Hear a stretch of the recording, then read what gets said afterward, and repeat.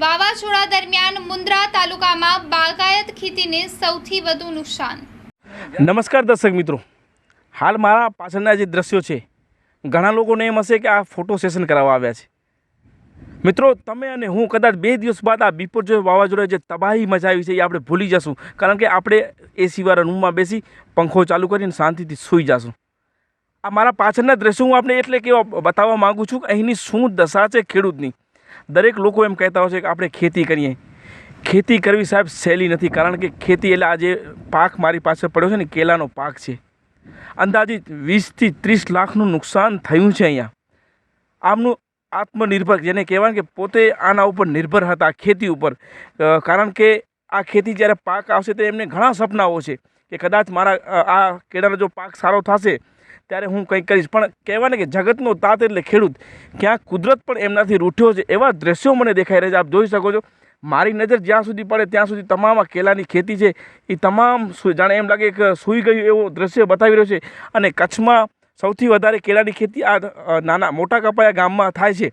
ત્યારે મારી સાથે અહીંના ખેડૂત છે, એમની સાથે વાત કરશું। સાહેબ, પહેલાં આપનું નામ જણાવજો। મારું નામ તુર્ક સિરાજ છે।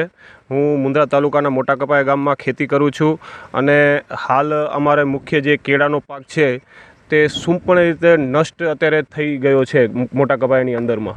સિરાજભાઈ, જ્યારે બિપરજોય વાવાઝોડાની જ્યારે તબાહી રાત્રે ચાલુ હતી ને સવારના જે ભારે વરસાદ ભારે પવન આવ્યો ત્યારે જે તમે તો ઘરે હશો કદાચ, પણ તમારું હાર્ટ દિલ ક્યાં હતું તમારું? મારું હાર્ટ અને દિલ વાડી ઉપર જ હતું, કારણ કે નનકડ જ્યારે રોપા આવે ત્યારે વાવેતરથી કરી અને એને 12 મહિના મોટા કરવામાં ખેડૂતને ઘણી બધી એવી મુશ્કેલો આવતી હોય છે।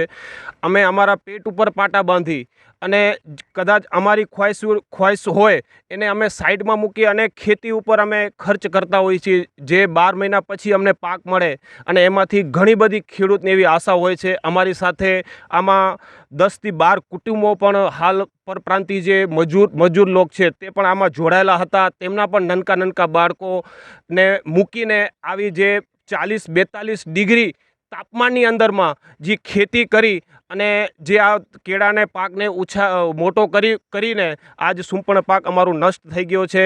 તો દિલની કરુણતા હાલ તો વિડીયામાં વ્યક્ત ન જ થઈ શકે, પણ છતાંય એટલું બધું દુઃખ છે કે જે વાતોમાં વ્યક્ત કરવા માટે મારા આગળ કોઈ શબ્દ નથી। સાહેબ, કદાચ આ શબ્દ કેમેરામાં અમે તમને કહી દેશું, આમને એમની વેદના તમને સંભળાવી, તમે કદાચ 2 દિવસ પછી ભૂલી પણ જાશો, પણ સાહેબ આમના જે સપના હતા ને, કહે છે કે અમે અમારા સપના સાઈડમાં રાખી અને કેટલાને તો અહીં રોજગાર મળતો હતો। હું તો ખરેખર અહીં પણ બીજા પણ ખેડૂત છે, એમને મને સમાચાર મુસા તુર્ક મોટા કપાયા ગામ। અચ્છા, ખાસ કરીને કાકા અંદાજિત કેટલું નુકસાન થયું છે આપનું? અમારું અંદાજિત બધાય મારા કુટુંબ વચ્ચે લગભગ 20-25 લાખનું નુકસાન થયું છે, કેળાનું નુકસાન થયું છે 20-25 લાખ જેવું। આ એક ઝાડ પાડવામાં તમને કેટલા વર્ષ લાગે છે? અમને એક ઝાડ બચ્ચું ટિશ્યુ કલ્ચર અમારા લેબમાંથી રોપા આણંદથી આવે છે, પછી એને અમે બધી પ્રક્રિયા પહેલેથી નીચેથી જમીનમાં એને બધું વાવવાની પ્રક્રિયા, ખાતર, બીજ, બિયારણ બધું કમ્પ્લીટ કરી અને એને ટેકા ભરાવીને 12 મહિના થાય છે ને ત્યારે અમારા હાથમાં માલ આવે છે। હમણાં અમે મુહૂર્ત કર્યું 15-20 દિવસ પહેલાં, તેથી અમારા 25 ખણ કેરેટ નીકળ્યા, પછી બીજા 15 દિવસ પછી 100 ખણ નીકળ્યા, અને હવે તો અમારો એટલો અંદાજ છે કે આની અંદર અમારો 1.5-2 લાખનો માલ એક વીકમાં નીકળે એટલો હતો, પણ હવે તો બધું પૂરું થઈ ગયું બધું।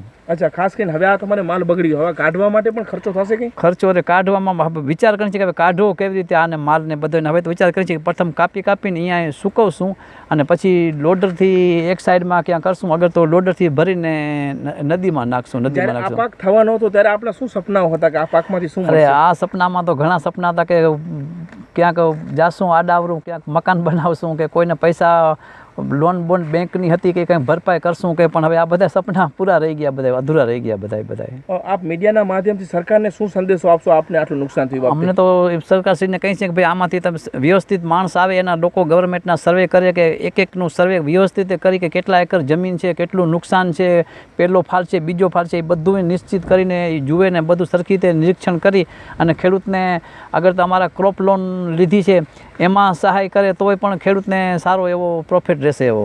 આપ આ જોઈ શકો છો ખેડૂતની વેદના, અને સરકારને અમારી ન્યૂઝ તરફથી પણ અમે અપીલ કરી છે, કદાચ સાહેબ આજે જો તમે સાથ અને સહકાર નહીં આપો ને તો ખેડૂત ખેતી કરવાનું છોડી દેશે. આમે આપણા ભારતમાં હવે ખેડૂત ખેતી છોડી અને નોકરીઓ તરફ જઈ રહ્યા છે. ત્યારે જ્યારે ખેડૂતોને આટલું નુકસાન થયું ત્યારે આ ખેડૂતોને સરકાર યોગ્ય સહાય આપે, અને જે પણ સરકારી કર્મચારી જે અહીં આવે નિરીક્ષણ કરવા માટે એ યોગ્ય નિરીક્ષણ કરે, અને વધુમાં વધુ નુકસાન આપ જોઈ શકો છો કે મોટા કપાઈના જે કેળાની ખેતી છે એમાં થયું છે, અને એટલું નુકસાન થયું છે કે મિત્રો અમે આપને કહી નથી શકતા. અને સરકારને અમે ફરીથી અપીલ કરી છે બે હાથ જોડીને કે જેટલું થાય એમને જલ્દી અમને વળતર મળે, અને ખેડૂત જે રીતે હતો પહેલે પાછો એ રીતે ઊભો થઈને પાછો ખેતી તરફ વળે. કારણ કે જો ખેતી જ નહીં હોય તો આપણે શું કરી શકું, કારણ કે આપણો ભારત ખેતી પ્રધાન દેશ છે. તો ખેડૂતનું ધ્યાન રાખે સરકાર, એ જ અમારી જવાબદારી છે. અમે આપની વચ્ચે એટલા જ આવ્યા છીએ કે આપનું જે નુકસાન